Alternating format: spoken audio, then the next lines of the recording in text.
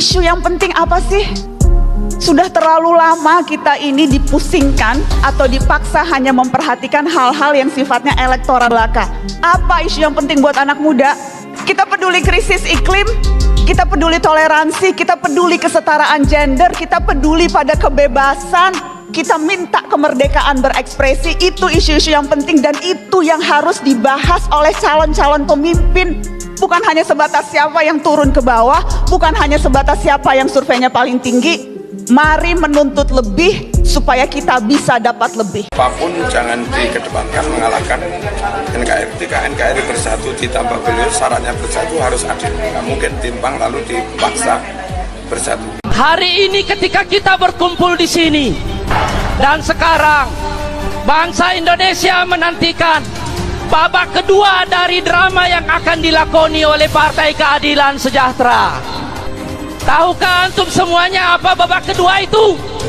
Babak kedua itu adalah perjalanan Nabi Yusuf dari sumur ke istana.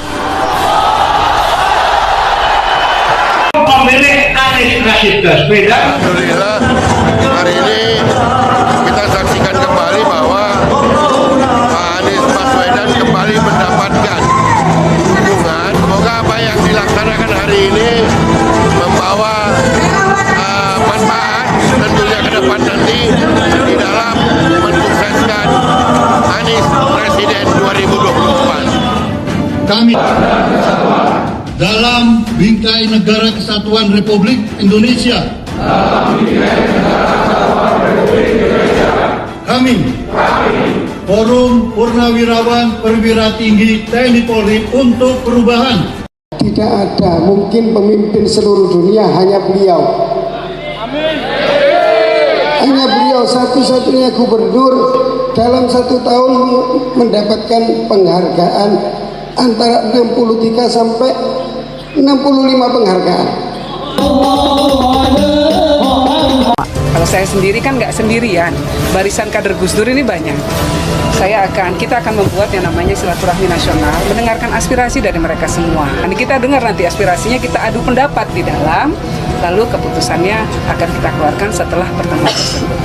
Tafsiran yang ada tentunya dalam konteks ini Mbak Yeni berusaha untuk mencermati, untuk membaca, mengkalkulasi secara cermat bagaimana potensi yang lebih besar untuk mendapatkan kemenangan. Sikap resmi Mbak Yeni dengan barikade Gus Dur, gitu. Memang kemarin sudah mendeklarasikan untuk mendukung, itu memang kemudian berada dalam posisi netral. Ya. Gitu. Posisi di mana kami ini kan menjaga politik kebangsaan itu yang utama. Ada gelagat dan gejala ya, praktek politik yang tidak positif atau negatif dan bahkan bersifat dekonstruktif merusak, yaitu politik penjagalan yang tidak siap bersaing dan bertanding secara fair, secara positif dan konstruktif. Dan dalam bahasa agama Islam, berfasabiqul khairat, dengan upaya mencoba mencari-cari kesalahan dari lawan politik dan menggunakan isu serta narasi yang sebenarnya negatif untuk mendiskreditkan lawan politik. Ini yang terjadi terakhir ini, ya.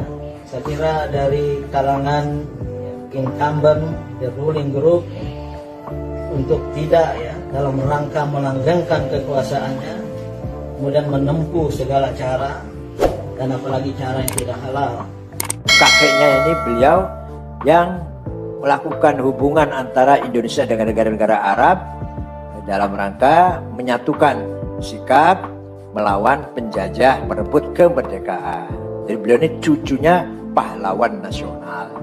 Artinya apa? Artinya Pak Anies ini seorang yang nasionalis. Gak bisa kita ragukan, beliau adalah seorang yang nasionalis, qaumi watani, di samping muslim mutamassik bidini, muslim tak beragama, santri kalau bahasa kitanya. Jadi ini santri yang nasional. Ya Pak, sama dengan saya lah, santri nasionalis. Jadi perjuangannya Yusuf Legur dan kawan-kawan dan kita semua, bukan hanya Anies menang, tapi Anies menang untuk membuat rakyat jadi kaya, rakyat miskin jadi kaya. Tidak boleh kita itu berpikir untuk jadi pejabat-pejabatnya Anies, kawannya Anies mau jadi kok ikut jadi konglomerat dan lain-lain. Tidak, kita harus bilang sama Anies, Nis, kami mendukung Anda untuk membuat seluruh rakyat miskin menjadi kaya. Perusahaan apa yang pernah paling kaya di dunia? Namanya VOC, Vereniging Oost-Indisch India. Perusahaan Belanda di Hindia Belanda. Paling kaya di dunia. Sekian triliun dolar. Coba di googling, kasih tahu sama saya. Paling kaya, coba. Ya, pokoknya dia paling kaya di dunia sampai ada siang ada sana. Kenapa dia bisa kaya? Karena dia menjajah Indonesia. Belanda itu 25% di bawah laut, Bu. Saya pernah menjadi penduduk Belanda, penduduk Rotterdam saya. Istri saya orang Belanda, saya penduduk Rotterdam. Mereka kaya karena menjajah Indonesia. Jadi Indonesia ini sebenarnya membuat rakyatnya itu kaya raya, nggak ada masalah. Yang masalah ini pejabatnya pengen kaya sendiri, rakyatnya dibiarin miskin. Oleh karena itu, Anies menjadi calon presiden Republik Indonesia 2024 adalah wajib bagi Partai Persatuan Pembangunan untuk kita dukung bersama-sama, karena hanya dengan mendukung Anies Rashid Baswedan, Partai Persatuan Pembangunan akan selamat dari pemunahan. Selamat. Yang berikutnya, Anies P3, antara P3 dan Anies adalah memiliki hubungan yang paling erat. Mengapa demikian? Anies, apa yang dia dikerjakan oleh Anies Rashid Baswedan di Jakarta, track record, rekam jejak apa yang dikerjakan Anies Rashid Baswedan ketika menjadi gubernur daerah khusus ibu kota adalah sesuai dengan misi visi Nahdlatul Ulama, sesuai dengan visi misi Muhammadiyah, sesuai dengan keinginan Harut Kiai Haji Hashim Asy'ari, sesuai dengan keinginan Kiai Haji Ahmad Dahlan.